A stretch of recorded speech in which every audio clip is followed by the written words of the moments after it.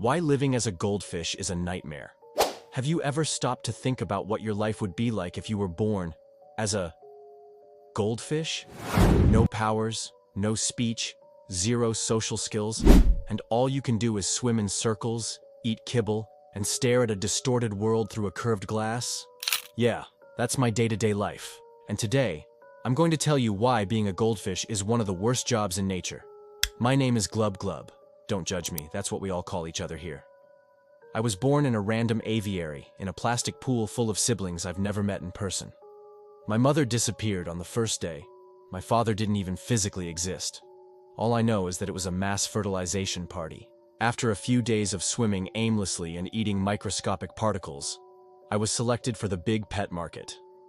I was chosen, not for my skills, not for my personality, but because I shone brighter than the others. Yes, I am literally a glowing fish.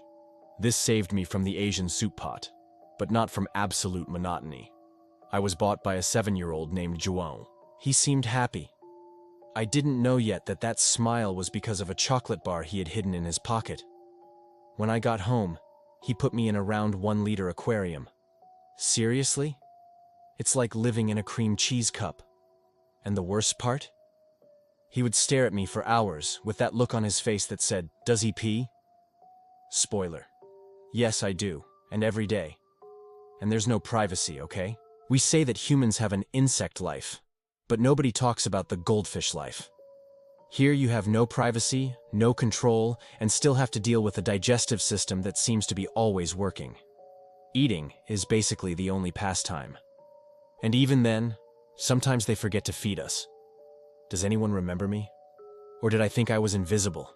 Ah, the famous 3-second memory. Everyone says this. Oh, goldfish have a 3-second memory. Lie. I remember everything. I remember my first day in this aquarium. I remember when the plastic plant turned upside down. I remember the time Juon put a toy submarine in here and I almost drowned. I even remember the smell of his fingers sticking to the glass, but I can't talk about it. So they think I forget everything. And that makes me angry, because I remember. I remember every mistake, every abandonment, every change in the position of the little green stone. And the worst part? When someone comes to visit Juon, he always says, "Look, he recognizes us." Of course he does.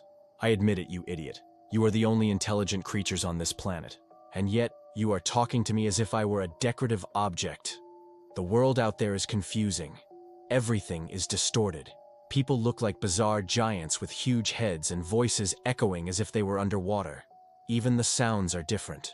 It seems like the whole world is screaming inside a bathroom. They laugh, point, and bang on the aquarium as if it were a musical instrument. And me? I have to put up with it.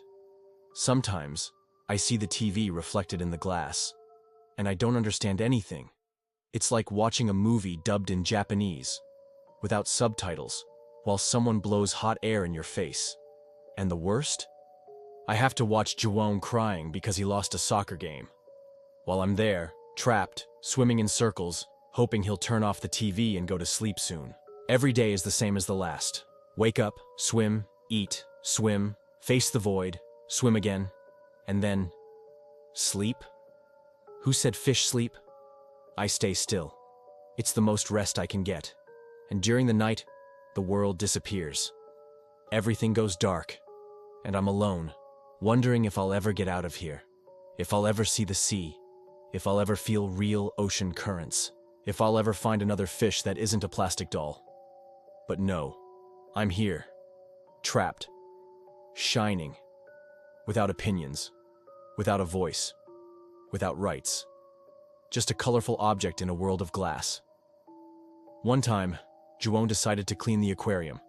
I saw the door to freedom open, fresh water coming in, the filter being changed.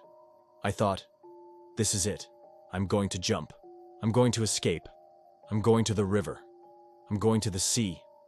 I'm going wherever I want. But no. He caught me with a net.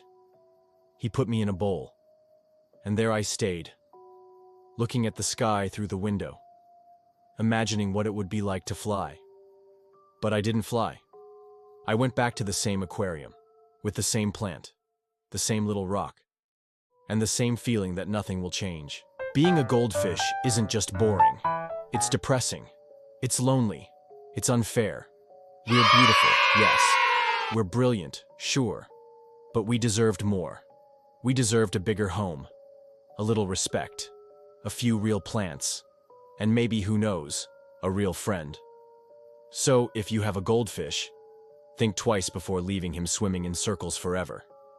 Maybe he's screaming for help, silently, like the rest of us.